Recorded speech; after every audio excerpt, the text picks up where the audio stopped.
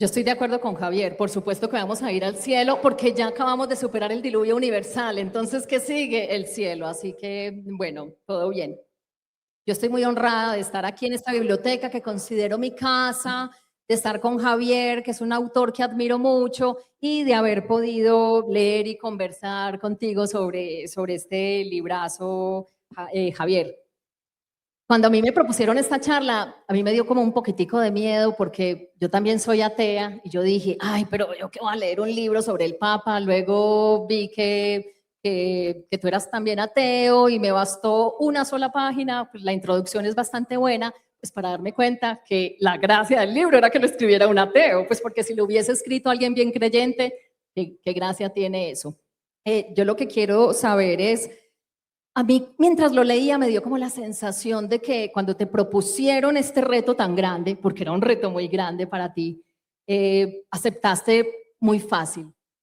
Quiero saber por qué. Y si es tan fácil como si fue tan fácil como se vislumbra en el libro, o si te comiste más la cabeza de lo que lo dejas entrever en el libro. ¿Aceptar o no ese reto de perseguir el Papa hasta Mongolia y luego escribir un libro? Fue la cosa más fácil del mundo. La más fácil. A veces sí me lo han preguntado, bueno, más de una vez me han preguntado cómo es que un ateo y anticlerical como yo, anticlerical lo era también el Papa Francisco, para que lo sepan ustedes, porque mucha gente no lo sabe. La Iglesia de hoy es anticlerical. Esto yo no lo sabía, pero es así. Bueno, ¿cómo es posible que una persona como yo, un chico como yo, aceptase una cosa como esa? Y mi respuesta es muy sencillo. ¿Cómo no voy a aceptarla? O sea, si por vez primera en la historia la Iglesia Católica decide abrirle las puertas a un escritor para que pregunte lo que quiere, pregunte lo que quiera, hable con quien quiera y escriba lo que quiera, ¿cómo vas a decir que no a eso? ¿A quién se le ocurre decir que no a eso? ¿No? O sea, la Iglesia Católica, estamos acostumbrados a pensar, a no darle mucha importancia porque vivimos en ella, nacemos en ella, nos morimos en ella, está por todas partes, sobre todo en los países católicos como Colombia, como España, como tantísimos otros, ¿no? Pero la Iglesia Católica es una cosa rarísima. Cuando digo rarísima, quiero decir rarísima. No existe nada ni remotamente comparable a eso. O sea, una institución que ha durado más de 2000 años. No existe ninguna. Y que está en todo el mundo. No existe ninguna. Y que encima tiene en el centro cosas tan raras como lo que hay en el centro de este libro, que es la resurrección de la carne y la vida eterna. Eso es una cosa rarísima. Rarísimo es que haya tanta gente que lo crea. Claro, bueno, tanta gente a lo largo de la historia, millones y millones. Y gente no precisamente tonta, sino los más listos de todos. Entonces, es una cosa muy rara y que además ha sido totalmente determinante. Estas cosas las olvidamos a menudo. Ha sido totalmente determinante para nuestra civilización, desde todos los puntos de vista, desde el punto de vista político, desde el punto de vista cultural, desde el punto de vista ético, desde todos los puntos de vista. Es inimaginable nuestra civilización, la civilización occidental, nuestro mundo, sin la Iglesia Católica. Imposible imaginarla sin el cristianismo. Entonces, ¿cómo vas a decir que no a una cosa parecida? De hecho, en el libro yo creo que finjo un poco que dudo. No dudo nada. Estoy totalmente seguro. Sobre todo cuando entiendo de qué va a tratar el libro. Es decir, a mí este libro me lo proponen en mayo del 23, del año 23, en Turín, en unas circunstancias muy peculiares. Puedo contarlo. Yo estaba, después de un acto como este, esto era en el Salón del Libro de Turín, que es como como la Feria del Libro de Bogotá, de Italia. Yo estaba, después de un acto como este, firmando libros. Entonces se acercó a mí mi editora y me dijo, hay un señor del Vaticano que quiere hablar contigo. Y yo pensé, ¿del Vaticano? Alguien me ha dicho que era como el inicio de una novela de espías, ¿verdad? Y es verdad. Bueno, total que acabé de firmar libros y fui a ver a esta persona. Esta persona era y es Lorenzo Fazzini. Ahora es un personaje del libro y amigo mío. Es el director, todavía ahora, de la editorial del Vaticano. y me dijo, mire, señor Cercas, el Papa Francisco viaja a Mongolia a finales de agosto, principios de septiembre. Mongolia es un país de fortísima tradición budista, con menos de 1.500 católicos, o sea, nada. Viaja a finales de agosto, principios de septiembre, y habíamos pensado, me dice, que usted podría acompañarle, nosotros le abriríamos, le facilitaríamos el viaje, nosotros le abriríamos las puertas del Vaticano, podría hablar con quien quisiese, preguntar lo que quisiese, hacer lo que quisiese y al final escribir lo que quisiese. Y me advirtió muy pertinentemente, mire, esperamos que esto le interese porque es la primera vez que el Vaticano abre las puertas a un escritor. Entonces yo, mientras escuchaba a este hombre, yo lo escuchaba con creciente perplejidad. Y cuando él dejó de hablar, un tipo muy alto, muy grande, y cuando él dejó de hablar, lo primero que yo recuerdo haberle dicho es, ¿pero ustedes no saben que yo soy un tipo peligroso?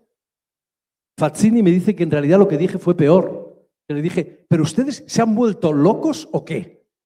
Y en realidad yo creo que mi reacción, lo pienso después, es la natural, es la lógica. En primer lugar, porque, bueno, por muchísimos motivos, ¿no? Claro, yo soy eso, yo soy cristiano, católico como todo el mundo en nuestros países, es decir, nuestra cultura es eso, nuestra cultura. Benedetto Croce, el gran filósofo italiano, decía non possiamo non dirci cristiani, no podemos no llamarnos cristianos. Es decir, Europa, Occidente en general, no se entiende sin el cristianismo, ¿no? Europa es Sócrates y Jesucristo, Jerusalén y Atenas, es eso Europa y es eso, en consecuencia, Occidente. Pero al mismo tiempo yo soy ateo y anticlerical, como decía al principio, como el Papa Francisco. Hoy más bien me definiría como agnóstico, eso puedo explicarlo después. Pero bueno, inmediatamente, mi reacción era la lógica, ¿no? ¿A quién se le ocurre una cosa así? Además, le estaba diciendo otra cosa muy importante con esa reacción. Le estaba diciendo, miren, si ustedes me abren las puertas, como me está diciendo, de ese lugar tan supuestamente lleno de misterios, de enigmas, de secretos, qué sé yo, la sábana santa, las no sé cuántas monedas de Judas, yo qué sé, ¿no? Entonces, donde hay orgías, como todo el mundo sabe, en la Capilla Sixtina y todas estas cosas, si usted me abre las puertas de ese sitio, yo voy a contar la verdad, porque como escritor tengo la obligación de contar la verdad. Entonces, un poco le estaba diciendo, ustedes están corriendo un riesgo, ¿verdad? Bueno, el caso es que acepté, y acepté por un motivo. Este libro surge de una oportunidad, esa oportunidad que me dan, la oportunidad de entrar en el Vaticano y de escribir lo que quisiese, pero sobre todo surge de una necesidad, de una urgencia. Porque cuando me hacen esa propuesta, en lo primero que pienso es en mi madre. Mi madre era una mujer sólidamente católica, creyente, rocosamente creyente. En algún momento del libro se dice que si se compara la fe de mi madre con la del Papa Francisco era un poco dubitativa, era un poco insegura. Y mi madre, cuando mi padre murió, llevaba toda la vida con él, más de 50 años, lo conocí desde que era una niña, cuando mi padre murió, ella decía que iba a verlo después de la muerte. Y esto no lo decía porque se le hubiese ocurrido a mi madre tuviese ideas particulares, sino porque eso es exactamente el corazón del cristianismo. Esto es asombroso, pero algunos cristianos parecen haberlo olvidado, pero eso es exactamente el corazón del cristianismo. No lo digo yo, lo decía San Pablo, que en cierto modo fue quien se inventó el cristianismo. San Pablo dice, nosotros resucitaremos porque Cristo resucitó. Y si Cristo no resucitó, vana es nuestra fe. Nuestra fe no existe, ¿no? Entonces, en el momento en que recordé eso, supe de qué iba a tratar este libro. Y lo supe el mismo día en que me lo propusieron. Este libro trata de un loco sin Dios, un tipo como yo y como la inmensa mayoría de nosotros, de los europeos y de los latinoamericanos también cada vez más, es decir, gente educada en el cristianismo o en el catolicismo, que en algún momento de su vida perdió la fe. Eso somos la mayoría. Un loco sin Dios que va en busca del loco de Dios. El loco de Dios era obviamente Francisco, el Papa Francisco, que es el primer Papa. Esto es muy singular, muy raro, muy especial y dice mucho de él. El primer Papa que se llama, y de la Iglesia, el primer Papa que se llama Francisco por Francisco de Asís. Y Francisco de Asís, como ustedes saben, se llamaba a sí mismo el loco de Dios, el folle di Dio, el loco de Dios. Entonces, un loco sin Dios que va a buscar al loco de Dios hasta el fin del mundo, incluso hasta el fin del mundo, es decir, a Mongolia, para hacerle una pregunta que es a la vez básica, pero también fundamental. La pregunta central del cristianismo. Mi madre verá, que es también la pregunta de un niño, si quieres. ¿Mi madre va a ver a mi padre después de la muerte? ¿Sí o no? Y hacérsela al Papa, que es que es para un católico, obviamente, la persona más autorizada, si no la única autorizada a responderle. Entonces, un loco sin Dios que va a buscar al loco de Dios al fin del mundo para hacerle esa pregunta, para escuchar su respuesta y para llevársela de vuelta a mi madre. Acabo. En realidad, todas mis novelas y todas las novelas que me importan son novelas policiales. Y eso iba a decir, es que es verdad que es una novela policial, porque Sí. tenemos el detective, que eras tú investigando, tenemos el gran enigma que atraviesa toda la pregunta, la novela, que es lo que le ibas a preguntar al Papa, es que no le sobra, no le hace falta ningún elemento, ahí están todos. Es que todas mis novelas y todas las novelas que a mí... Esto es una novela.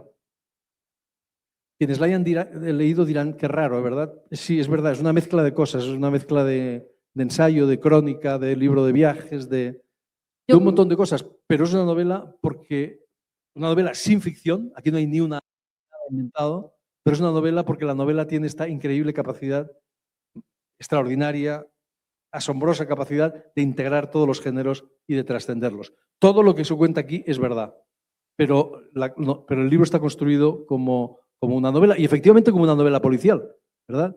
La diferencia es que en este caso el enigma de esa novela policial es el enigma de los enigmas, es el enigma central del cristianismo y por lo tanto el enigma o uno de los enigmas centrales de nuestra civilización, es decir, la resurrección de la carne y la vida eterna. En realidad trata de eso ese libro. Me gusta mucho eso que dices, que cuando empezaste a escribirla querías como abarcar un montononón de cosas. Lo dice explícitamente aquí, incluso lo tenía separado. Decidí que si escribía el libro sobre el Papa, estaba obligado a escribir un libro distinto, tan importante como fuera posible. Una mezcla de crónica y ensayo y biografía y autobiografía. Un experimento friki, un cajón desastre. De ser posible, un banquete de muchos platos. Una locura solidaria con la demencia del loco de Dios, un experimento alegre y chiflado, un batiburrillo de géneros. O sea, ahí está todo, ahí está todo. Claro, pero porque la novela, tal como yo la entiendo y tal como nos la regaló este tipo que asombrosamente era español y que se llamaba Miguel de Cervantes, tiene esa capacidad, la capacidad de devorar todos los géneros, de integrar todo.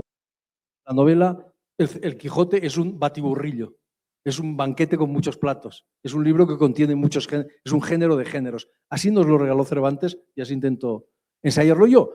La particularidad es que en mi libro nada es inventado. ¿Para qué iba a inventar yo si tenía delante una cosa tan increíble como la Iglesia Católica? ¿Para qué me iba a inventar nada? Es todo absolutamente cierto, incluido que me quedé encerrado en un ascensor de un rascacielos de Ulaanbaatar a 16 pisos de altura. Todo es cierto. ¿Para qué me iba a inventar nada? Insisto. No había necesidad. Javier, dices que cuando perdiste la fe, te entregaste a la literatura. Yo me identifico muchísimo con ello porque de alguna manera siento que me pasó lo mismo. Y es que yo en la literatura encuentro muchas cosas que me ofrecía la religión. Bueno, vengo también de un colegio de monjas, fui criada en una familia que era religiosa, pero luego simplemente perdí a Dios, pero gané la literatura. Pero yo al ganar la literatura, Javier, encuentro un montón de cosas que la religión me daba, la capacidad de introspección, de confesión, algo de misticismo, porque escribir tiene mucho de misticismo.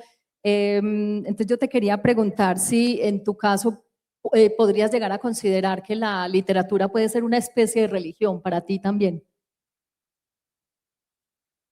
Es que no lo es para ti y para mí, es que lo ha sido para mucha gente.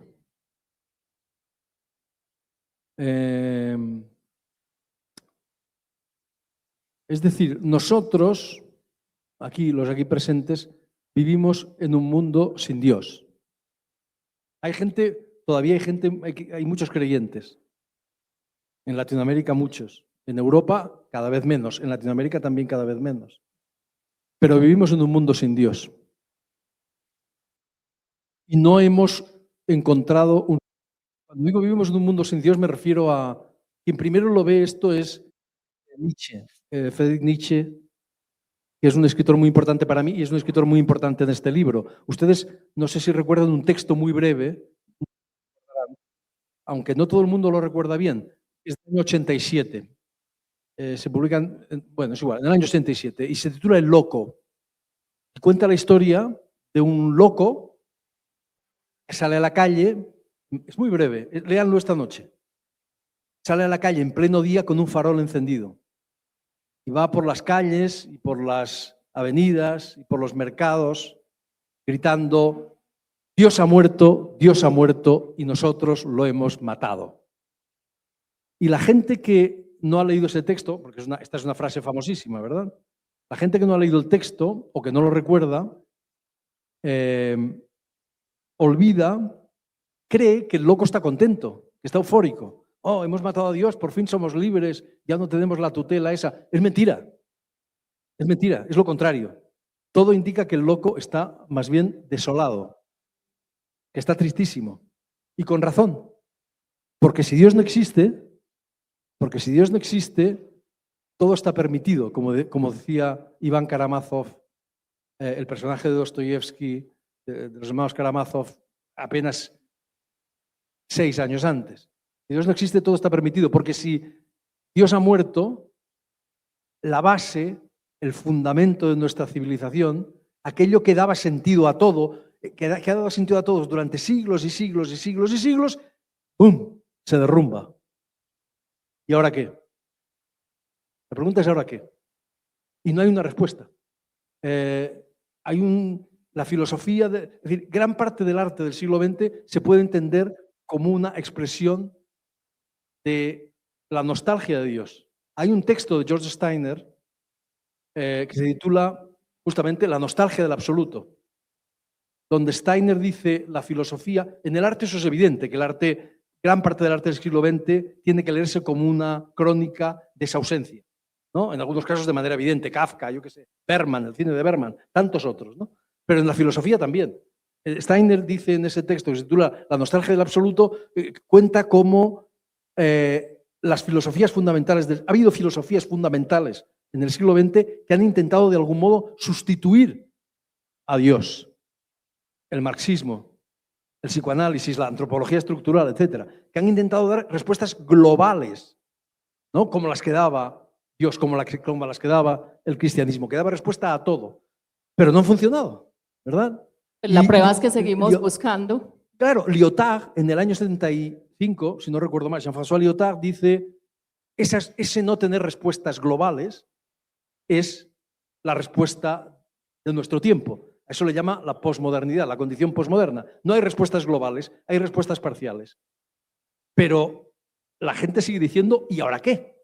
Y esa pregunta, ¿y ahora qué?, sigue siendo una pregunta fundamental. Entonces, esa pregunta está en el centro de este libro.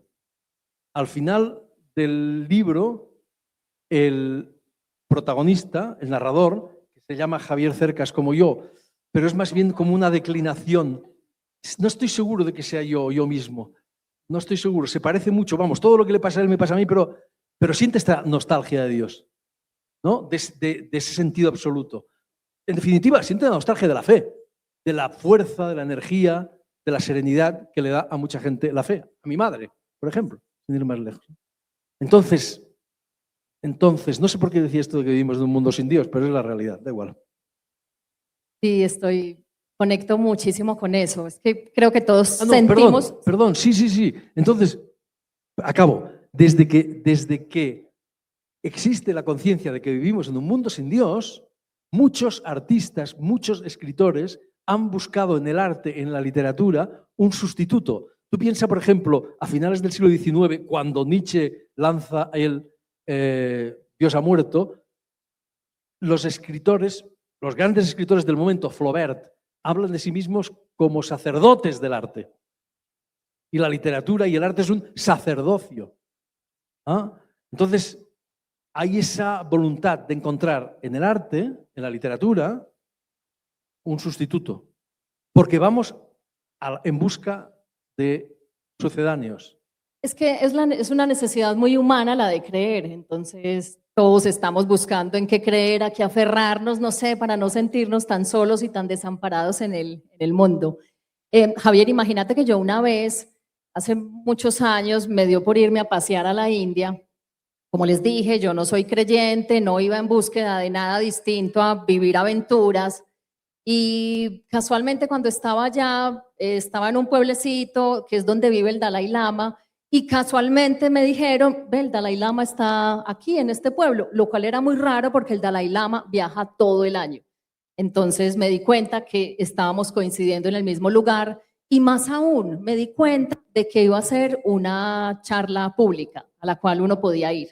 Y yo, pues muy curiosa, dije, pues cómo voy a desaprovechar la oportunidad para ir a conocer al Dalai Lama. Me fui para esa charla, me fui con mi novio y bueno, llegamos allá. Bueno, yo no les quiero decir la gente tan rara que había en esa charla, pero bueno, todos muy budistas, muy creyentes, una devoción, pero era una cosa muy enfermiza. Nosotros íbamos más en plan de curiosidad. Pues Javier, de repente estuvimos ahí mucho rato esperándolo, de repente entró el Dalai Lama al recinto donde estábamos, empezó a caminar, la gente, ya te digo que es que ni siquiera se arrodillaba como a manera de devoción, la gente se tiraba en el suelo para demostrarle su devoción. Mi novio y yo seguíamos allí parados, pues porque nosotros no somos budistas, nosotros estábamos allá simplemente por curiosidad, y el Dalai Lama caminó entre toda esa gente, se paró frente a nosotros dos y nos hizo así, nos hizo como una reverencia.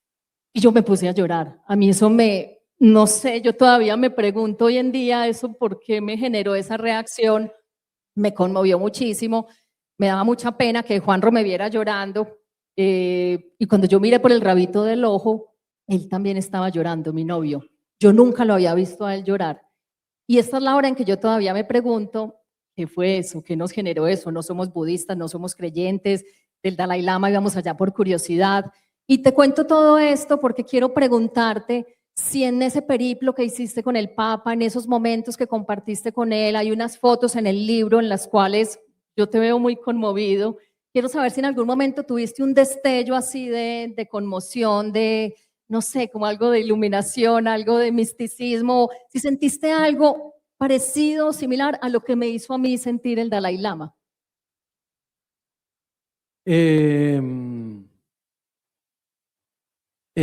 Si me he convertido. No, si hubo en algún momento en que te, no sé, te hiciera clic algo, te hiciera sentir, no, yo no me convertí al budismo, pero acepto que tuve un momento de conmoción, pero no me convertí, obviamente.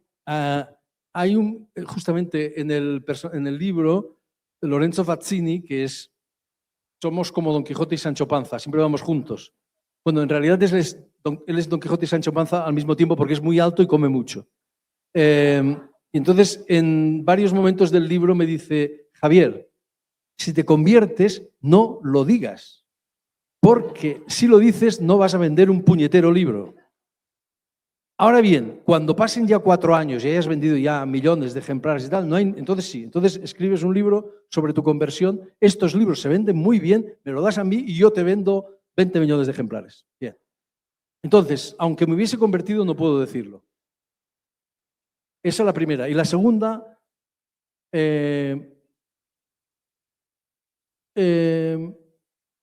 yo he sentido a veces, yo no sé ustedes, cada uno de ustedes será distinto, yo he sentido a veces envidia de la gente, celos, envidia de la gente que tiene fe de verdad. Yo lo he sentido. De mi madre, por ejemplo. De los misioneros que aparecen en este libro, que son los locos de Dios y que son los son los que encarnan el cristianismo de Cristo. Yo he sentido envidia de la fuerza, de la energía, de la serenidad, en algún momento en el libro se habla de la fe como un superpoder. Es verdad, mi madre era capaz de hacer cosas que yo nunca seré capaz de hacer. Yo he visto a los misioneros hacer cosas de las que nunca, o sea, yo sería incapaz de hacer. Por cierto, hay un personaje de mi libro, está aquí. Es el padre, a ver, por favor, levante la mano. Aquí está. Sí. Yo, las cosas que hizo este hombre, soy incapaz de hacerlas. Aquí en Medellín. El problema es que la fe, de la fe se habla mucho en el libro, claro. En el libro se habla de muchas cosas aparentemente abstrusas, o sea, aparentemente complicadas, que no son complicadas, pero que son complicadas, pero que yo intento contar de la manera más transparente y más apasionante posible. Porque la teología puede ser apasionante, porque el cristianismo puede ser apasionante, porque los temas de los que se hablan pueden ser apasionantes. Y se habla de la fe en varios momentos. Por ejemplo, hay un momento en el que hablo con un personaje extraordinario, que es el cardenal.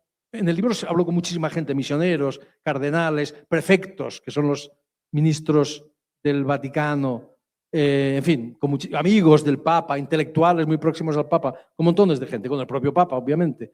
Hay un momento en que hablo con un personaje que es extraordinario, que es un gran poeta, mi amigo es portugués, es el cardenal Tolentino, José Tolentino de Mendoza. Mis amigos dicen que es el mejor poeta de la lengua portuguesa. Y mis amigos portugueses. Y en un momento le digo, cardenal, para mí la fe es como una intuición poética. Es decir, la percepción de un sentido allí donde los demás no vemos un sentido.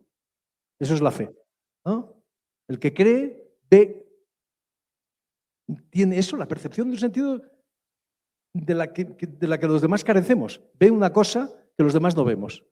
O siente que existe una cosa que los demás no. Eso es lo que también, eso es la intuición poética también. Eso es lo que hace el poeta, ¿no? Ver cosas, intuir cosas que después expresa a través de un lenguaje muy sofisticado. Bueno, y el cardenal me dice, sí, exactamente.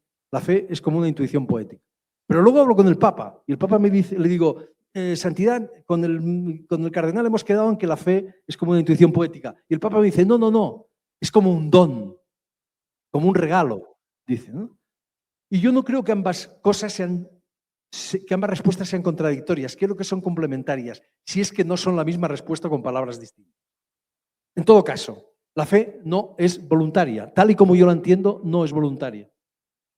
Tú no puedes decir, ¿sabes qué? Me interesa esto de la fe, me mola, como se dice en España, me interesa, me viene bien y ¿sabes qué? Me es útil y voy a tener fe. No funciona así. O la tienes o no la tienes. Y el problema es que yo la tuve, pero aunque quisiera recuperarla, no sé cómo se hace. ¿Cómo se hace? Dígamelo usted, ¿cómo se hace? No tengo ni idea. Sí, dicen, yo no sé. Entonces, sigo siendo ateo. No, ahora soy agnóstico. He cambiado. Un pequeño paso.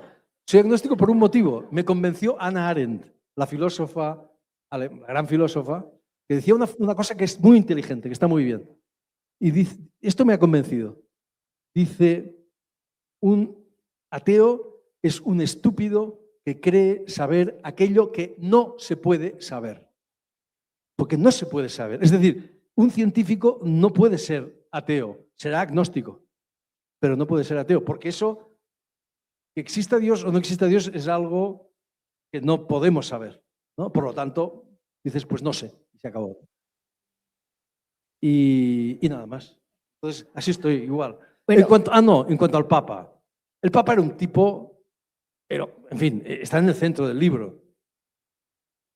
Podemos hablar mucho sobre el Papa, sobre Francisco. Y era un tipo personalmente, un tipo que, como Papa, yo creo que llevó la Iglesia por donde tiene que ir. Esa es mi opinión.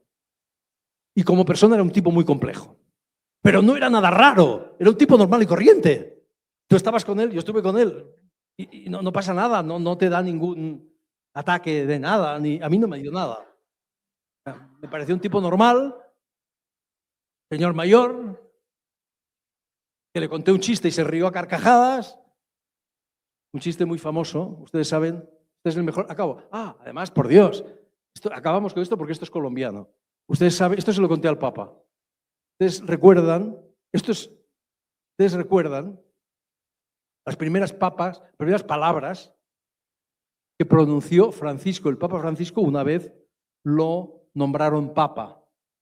Él salió al balcón de la Basílica de San Pedro y dijo más o menos, como ustedes saben, la obligación de mis hermanos cardenales era elegir obispo de Roma, Papa. Y parece que han ido a buscarlo casi al fin del mundo. ¿Se acuerdan de eso, verdad? Bueno, pues al día siguiente de esas palabras que todo el mundo dijo, qué humildad, qué Papa extraordinario, qué raro. Al día siguiente apareció en un periódico gratuito colombiano el mejor titular de la historia del periodismo. El mejor titular de la historia del periodismo. Decía, argentino pero modesto. Javier, Esto se lo conté al Papa y el Papa estuvo a punto de caerse de risa. ¿Usted me cree que estuve buscando a ese periodista que hizo ese titular porque lo quería invitar a esta charla precisamente, pero bueno, está viviendo en Bogotá, entonces no pudo venir, pero lo encontré, lo busqué. ¿Tú sabes quién es? Claro, Rubén Darío Bayona, trabaja hoy en día en un canal en Caracol, que es donde yo solía trabajar, pero entonces ya está en Bogotá. Pero, es el Einstein del periodismo. Pero sí que lo busqué, sí que lo busqué porque yo dije, o sea, yo le tengo que presentar a Javier Cercas, a este periodista, porque en el libro hablas 2 veces de ese titular. O sea, hablas 2 veces. Entonces, bueno. Es muy importante. Sí, total. Bueno, poniéndonos más serios otra vez y existencialistas, Javier, yo creo que el libro resume muy bien como la esencia del cristianismo, la promesa de la vida eterna. Era lo que tú le querías preguntar al Papa para darle esa tranquilidad a tu mamá de si cuando se muriera se iba a encontrar con su papá en el cielo. Mira, yo vengo de colegio de monjas y nunca me lo había planteado como con tanta claridad, porque siento que la religión siempre como que cargaba todo de muchas cosas y en realidad es lo que dices, esa es la base del cristianismo, esa pregunta. Cuando lo leí en el libro, ya como tan bien expuesto, me acuerdo que yo escribí, mira, lo escribí aquí en letras mías, ante la promesa de la inmortalidad. Qué horror la inmortalidad. Qué cansancio, qué aburrición. O sea, a mí, para hacer una promesa, me parece una promesa horrible. Yo quiero saber, yo sé que tú no eres ateo, pero también sé que eres ateo, pero yo creo que para aspirar a esto no hay que ser cristiano. Hay muchas otras religiones que se basan en la vida después de la muerte y no sé qué. ¿Para ti eso es deseable, es viable o te da también aburrición y pereza y horror la inmortalidad? Sí, yo veo que ahora esto se dice mucho, que la gente dice, no, yo bueno, ya quiero morirme, cuando llegue el momento.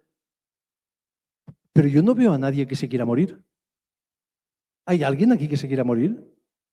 Yo no me quiero morir. No. Es más, la muerte, ustedes perdonen, la muerte me cae fatal. No me gusta nada. Yo quiero seguir aquí. Yo quiero seguir viviendo. Eternamente. Pero por supuesto. ¿Pero por qué? ¿Cansancio de qué? ¿Pero de cansancio de qué? O sea, ¿tú qué prefieres? ¿Desaparecer? Sí. No, mira, no. Además no me lo creo. No me lo creo. Hombre, otra cosa es que estés muy mal, que estés muy enfermo y que estés ya, en fin, estés sufriendo, no. Pero yo, seguir viviendo, pero por favor. Es que además no me creo. La eternidad suena a muy largo, Javier, que va a ser uno tanto tiempo, qué aburrición. Y tanto tiempo sin nada en la eternidad, ¿qué vas a hacer? O sea, ahí sin nada, cero, no existe nada. Aquí podemos comer, podemos beber, podemos follar, perdón. Sí, podemos, ¿no? Lo digo en serio. Es que esto, o sea, vamos a ver si nos aclaramos. Hablo completamente en serio. Completamente. Y esto es la potencia brutal del cristianismo. Brutal quiere decir brutal. En gran parte se basa en esto. Se basa en esto. Es decir, aquí hay una evidencia O sea, que Cristo era un revolucionario, esto es una evidencia, ¿no? Esto es una evidencia. O sea, Jesucristo era un peligro público. Hablo completamente en serio, un verdadero peligro público, un tipo, un subversivo, un revolucionario, un social muy peligroso, que decía cosas peligrosísimas. Decía, no sé, todos los hombres y todas las mujeres son iguales. Eso es terrorífico. Yo no he venido a traer, en aquel momento era terrorífico, el mundo dominado por esclavos, hoy todavía es terrorífico. Yo no he venido a traer paz, sino espada, decía. Este tipo no andaba por la calle con gente importante, con el presidente de no sé quién, andaba por la calle con gente peligrosísima. Tipos que no tenían dónde caerse muertos, etcétera, etcétera, ¿no? Prostitutas, de todo. A este tipo lo crucificaron porque era muy peligroso, ¿no? Hay una frase de Charles Péguy, un gran escritor francés místico y revolucionario, muerto hace muchos años, que hasta los franceses lo han olvidado, pero es un gran escritor y decía, un místico cristiano, decía, esta es una frase totalmente cierta, lo más opuesto al espíritu burgués es el cristianismo. El problema es que el cristianismo que nosotros hemos conocido es una perversión del cristianismo de Cristo. La historia de la Iglesia es la historia, lo siento mucho decirlo aquí, no lo siento mucho porque es la verdad, es la historia de la perversión del cristianismo de Cristo. Hay algunos que han mantenido el cristianismo de Cristo, como Francisco de Asís, como Teresa de Jesús, como tal, como el misionero que tenemos aquí, como los misioneros, etcétera. Pero la historia de la Iglesia es eso. Entonces, que Cristo era un revolucionario, no hay ninguna duda. La Iglesia que nosotros hemos conocido es una iglesia burguesa, que ha estado con el poder, con los ricos, con los etcétera, pero eso es una perversión del cristianismo de Cristo. Eso nada tiene que ver con el cristianismo de Cristo. Y por eso Francisco, el Papa Francisco, lo que quiere es volver al cristianismo de Cristo. Esa es la gran revolución que propone Francisco. De hecho, la gran revolución que propone la Iglesia Católica, que intenta la Iglesia Católica desde Vaticano II. Volver al cristianismo de Cristo, volver a ese cristianismo subversivo, radical, peligroso, etcétera, etcétera, etcétera, que está, obviamente que está con los pobres. A mí me dejaba perplejo periodistas, etcétera, que decían, qué raro, un papa que se interesa por los pobres. Oiga, ¿pero usted ha leído el Evangelio? Lo raro no es un papa que se interesa, lo raro son los papas que no se interesan por los pobres. Eso sería lo raro. Pero te digo, un revolucionario social, esto es evidente, pero es que era un revolucionario metafísico. Porque lo que dice este tipo, y a mí en este sentido, yo tenía fobia contra el catolicismo. Yo me he educado en el catolicismo, mi familia, mi colegio, etcétera, pero yo tenía fobia. Fobia. Y en España hay mucha gente que tiene fobia y estoy seguro de que en Colombia hay muchísima gente. Y además una fobia justificada. España, 40 años de dictadura nacional católica. No era una dictadura fascista, solo al principio, era peor, era una dictadura nacional católica, donde el catolicismo estaba con el poder. Y además una historia siniestra, una iglesia, una historia siniestra. Nos vamos ya, acabamos ya enseguida. Entonces, no solo un revolucionario social, sino un revolucionario metafísico. ¿Qué quiere decir eso? La revolución que propone este tío es una locura.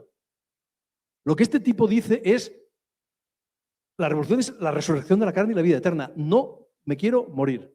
No nos vamos a morir. La muerte es una mierda. No la queremos. Y a mí eso me cae bien. Bueno, a mí me gusta. A mí tanta me gusta gente porque no piensa me gusta así, la muerte. claro, tanta gente piensa así que por eso el catolicismo sigue vigente. Y mi Entonces, madre... La rara soy yo, bueno. ¿Perdón? La rara soy yo que no quiero la inmortalidad. No, es que yo no te creo. No te creo. Creo que no estás diciendo la verdad. Piénsalo bien. Mañana pensarás otra cosa. No. He pensado No, mucho. pero mi madre, cuando yo creía que mi madre era una señora muy conservadora y tal. No, era un peligro público. Cuando decía, yo voy a ver a mi marido, no, lo voy a ver. Lo que estaba diciendo es, yo no quiero menos vida, quiero más. No me ha parecido suficiente 50 y pico años. Quiero más. Y esto es fantástico. Y eso sí que es subversivo. Y eso sí que es... Y desde este punto de vista, a mí, la fobia anticatólica, tuve que quitármela, obviamente, para escribir este libro, pero además hay cosas del catolicismo que me caen bien ahora. Perdón, del cristianismo. el espíritu antiburgués, la rebelión contra la muerte, etcétera, etcétera, etcétera. La radicalidad del cristiano de verdad. Porque lo que no puede ser un cristiano es una cosa tibia. O es radical o no es cristiano. Ya no es fobia, ya es un sano inconformismo con ciertas cosas del catolicismo. Ay, yo tengo tantas preguntas todavía, pero aquí me están diciendo que soltar el micrófono y darles a ustedes la oportunidad, así que voy a hacer un esfuerzo muy grande. Quien quiera hacer preguntas, alce la mano. Listo, por ahí hay varias manitos. Ahí, ¿dónde está el micrófono? Ah, ok, listo, ya.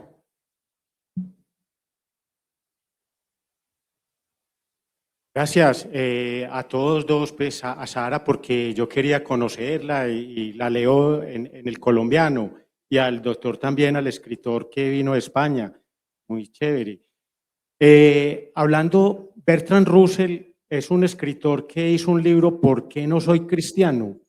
Entonces él decía que el pensamiento del hombre lo hizo automáticamente, que eso no fue creado por Dios, sino que de pronto también pueden aprender a pensar los micos o después, que el hombre automáticamente aprendió a pensar eso. Pero entonces él dice que él, a pesar de que no es cristiano, admira a 3 personas en el mundo que le hubiera gustado haber conocido a Jesucristo, a Sócrates y a Buda, porque el cristianismo y el budismo se metió en un problema. Recordemos al Papa Juan Pablo II, San Juan Pablo II, que una vez aproximó el cristianismo y el budismo, que Jesús se formó con los budistas, que han dicho en los historiadores que se perdió desde los 12 años hasta los 30, y a los 33 regresó porque se formó con los lamas. Entonces, ¿qué opina usted, doctor Cercas, de eso que dice Bertrand Russell y los historiadores de Jesús? ¿Qué tal? Que son 2 cosas distintas. Las religiones, que son grupos de hombres, y la fe en Dios, pues que la gente revuelve que porque los curas son burgueses, entonces que no hay que creer en Dios, pues, ¿qué nos diría? Gracias. No lo he entendido muy bien, disculpe.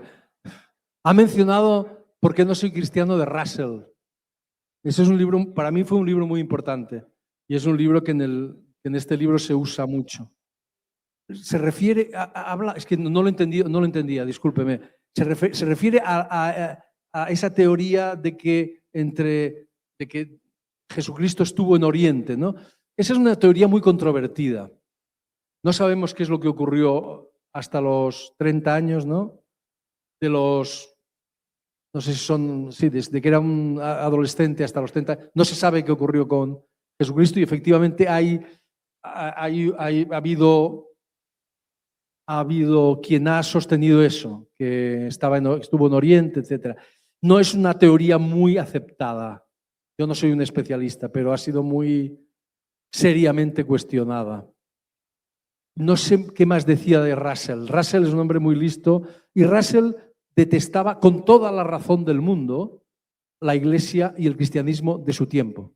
Con toda la razón del mundo.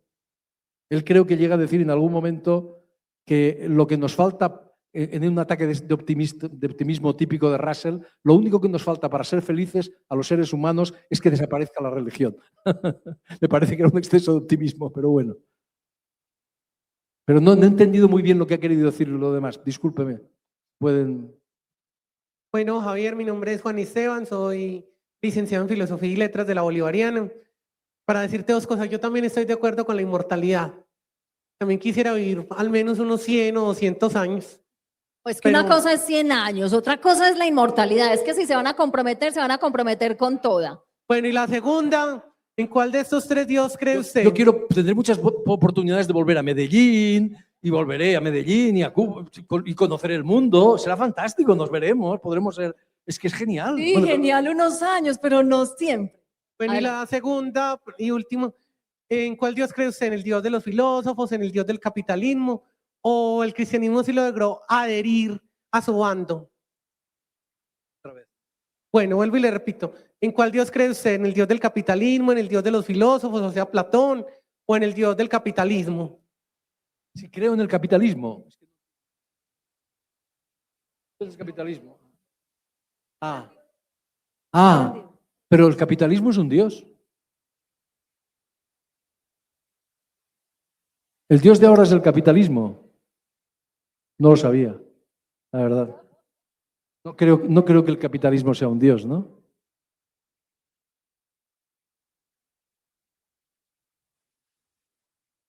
Sí.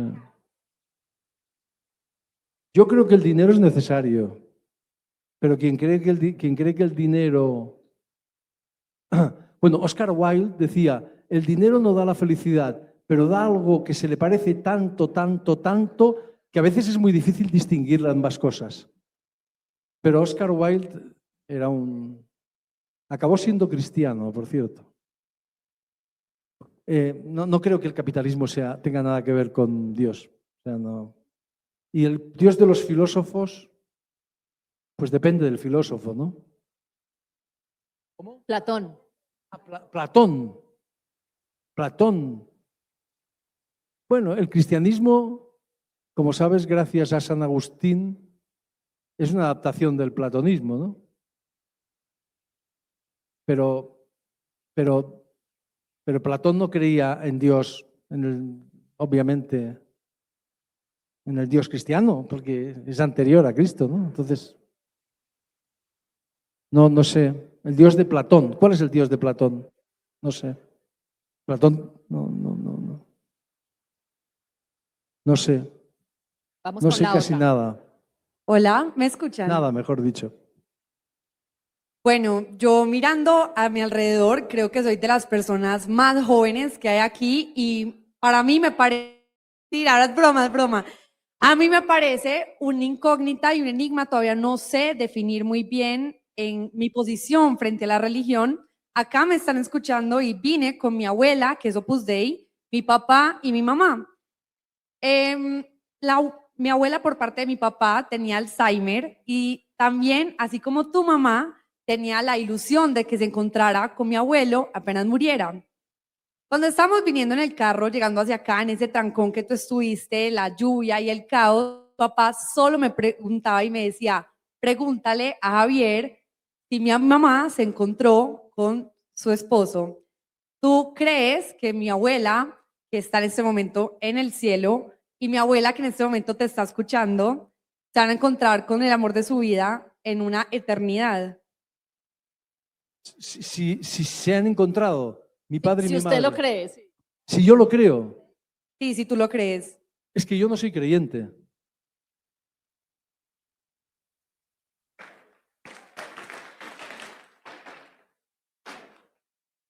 ¿Tú dónde crees que está tu mamá en este momento? Mi mamá, Sí, tu mamá. ¿sabes dónde está? Aquí. Mi madre está aquí. Yo soy mi madre y mi padre. Y esto no es religión ni metafísica, esto es pura física. No, es la verdad. La materia ni se crea ni se destruye, solo se transforma. Mis padres se han transformado en mí y ahora están aquí, escuchando las tonterías que está diciendo su hijo, diciendo, qué vergüenza. Esperemos que los colombianos, los de Medellín, sean generosos con él y no le tiren tomates, pero están aquí. Esto es un hecho.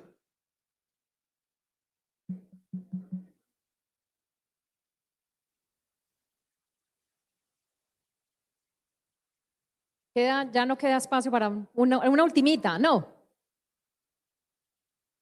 Bueno, la ultimita pues. Pregunta, ¿usted logró entender por qué la iglesia lo busca a usted? Sí, esa sería la pregunta. ¿Logró entender la razón? Bueno, sí, no, lo que pregunta este señor es una pregunta que me han hecho a menudo en muchos sitios, a veces en muchos sitios. ¿Por qué me eligieron a mí? ¿Por qué yo? Y si había más candidatos, yo también quiero añadirle eso a la pregunta. Que candidatos que yo sepa no había, o por lo menos hasta donde yo sé. Y luego debo decir que la gente que me lo propuso se han convertido algunos en amigos míos. ¿Por qué? ¿Por qué yo? Hay muchas teorías. Hay muchas teorías. La que más me gusta y la más verosímil es que fue el Espíritu Santo.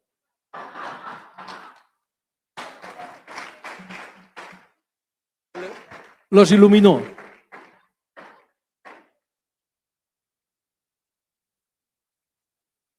Bueno, muchísimas gracias a todos por la paciencia. Muchas gracias, de todo corazón.